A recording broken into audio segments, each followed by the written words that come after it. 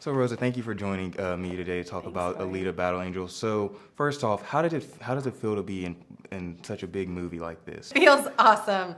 No, it feels good, but also I feel like the moment I was ready for this is the moment that it didn't seem out of reach, if you know what I mean. Right. It's like the moment I became ready for something like this, it wasn't something that I was that was unbelievable to me. I had you know, cut my teeth on other big movies as a supporting character, and I was ready. Just it was your time, and from what we've seen so far, I've really enjoyed it. And what I really thought was interesting about this is how they're incorporating the CGI, but still making it performance capture, where you can see your emotions and see like you really bring the character to life. So, what was the challenges on that part? Just like the physical exercises and doing all that. What was the day-to-day like for that?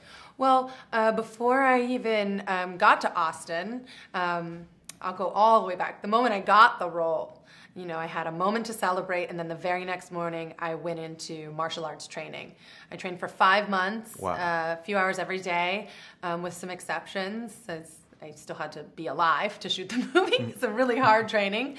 I trained with my sensei, Keith Hirabayashi-Cook, who actually plays Sub-Zero in the Mortal Kombat movies. Yeah, he's amazing. He also trained Zoe for Avatar, the first Avatar. And he's brilliant. And we did Muay Thai, we did kickboxing, you know, stuff to get the endurance up. We did staff work, which we ended up using in a sequence with Michelle Rodriguez, which was amazing. We did some Kung Fu, some Eagle Claw. We did a lot of martial arts training, but also what I learned along the way was it wasn't just training my body to be able to do these movements. It was also about harnessing the tiger within.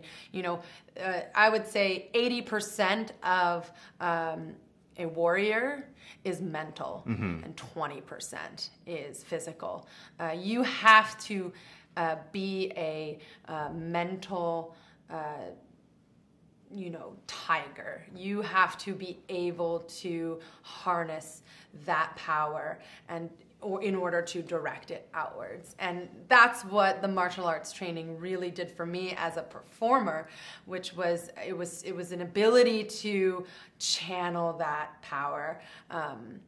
So it was a lot of mental exercises, it was physical. Also, you know, young Alita is very, you know, jubilant, and she's very curious, and everything is new and exciting. So she's very erect, and she's, you know, a heart to the world, and the eyes are so big, and they're conveying this curiosity, and you just fall into them, and you're like, I want to experience what she's experiencing. And then as things sort of deteriorate, as she learns more about who she used to be, as people start to disappoint her, as she learns about the fallible nature of the world, she becomes a little bit more dark. Movements become more dark, and her voice is pitched lower, as my voice is now, a little more bassy.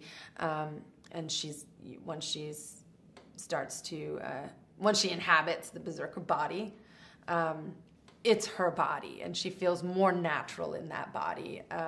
But her movements reflect her emotional state. So naturally, by that time, she's experienced some dark stuff. She's like she's like little broken. Like you get to see, and I'm really eager to see like that character development from, like you said, she's beginning wide-eyed, this innocence, and by the end, like she's battle ready, born, like she's ready to go. So one thing I do want to highlight about this movie in particular with Robert is the diversity amongst the cast. Usually when you see different animations or anything brought to life like that, they tend to steer away from it, maybe whitewash or do different things like that. But this diverse cast, was that something that attracted you to the movie in the first place? Was the diversity within amongst the cast? It's kind of true. You're like, I really want to portray this character. I want to tell this story, and I hope they will allow me to do it. You know, as a Latin person.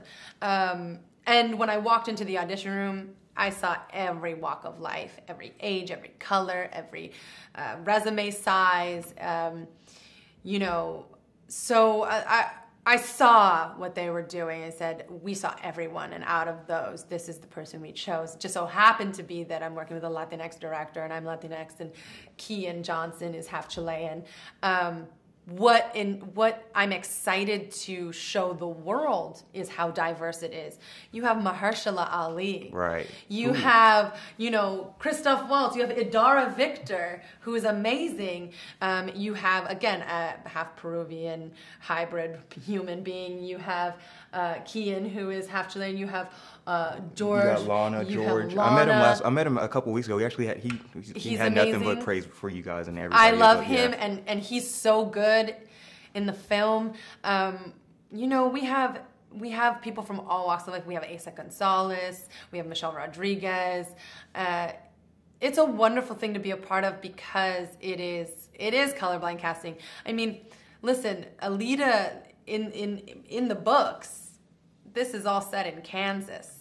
So it isn't about Japanese, it isn't about Latin, it's just a hodgepodge world, a true mix. I mean, you see the street signs, they're in Japanese, they're in Cuban, they're in English, they're in, some otherworldly language. And on top of that, she's a Martian. So and it's performance capture, so the doors were wide open for anyone to walk right in. I mean, I just kicked them down. Just because you got the part and you killed it so far. The last question, Thanks. What was your favorite moment on set, and did you walk away with any props that you plan on borrowing?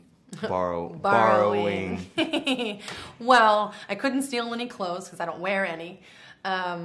And the suit is like property of Weta, so it's here somewhere. And not only that, I spent a lot of time in it, so I was happy to give it away. I did walk off with a few do-rags that I wear in the film. One of my favorite moments on set is when John Landau, it was Halloween, we're all in Iron City, it was this day actually, and John Landau shows up and he's wearing a Halloween costume, and it's a big hot dog wiener in a bun, and his head is the top of the wiener. And we're like, oh my God, that's so funny. And then 16 hours went by and he was still wearing it on set, making calls as a producer, I don't know, just find it. And he's in the hot dog costume, and we're like, dude, he's really going for it. And then and there's this scene where Hugo knocks on the door, and then Christoph opens it, and one of the last takes, Hugo knocks on the door and they open it, and it's just John in the hot dog costume. And by that point everyone was just it had become so much funnier by that point. That was a fun little antics on set. Also, I get to be an extra in the film, so. Oh, nice, dope. All right, so we'll just wrap it up there. Thank you so much for talking with us, Rosa. Dorian, You're awesome. I appreciate it. You're awesome. I'm so glad that you got the swag and you got your bags back from Qantas Airlines. Yeah, shout out to, actually not shout out. We're gonna unshout out Qantas Airlines. And we'll end it on that. All right, Dorian. Thank you so much. Thank you.